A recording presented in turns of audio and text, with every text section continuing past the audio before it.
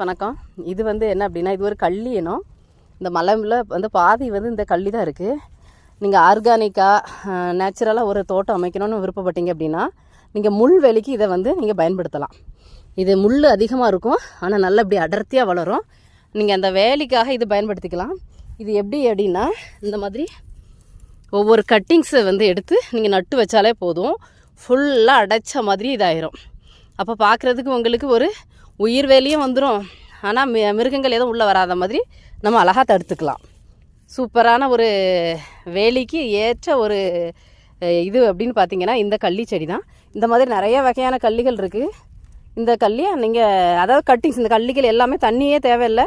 டெசர்ட்டான அதாவது தண்ணி வறட்சியான பகுதியில் கூட நட்டு வச்சாலும் உங்களுக்கு பச்சை பசேல்னு வளரும். இந்த கள்ளிகள் வைக்கிற இடத்துல நீங்கள் எந்த செடி வச்சாலும் நல்லா க்ரோத் ஆகும். ஏன்னா இதில் இருக்க தண்ணி அந்த ஈரப்பதம் நம்ம செடிகளுக்கு பயன்படுத்திக்கலாம்.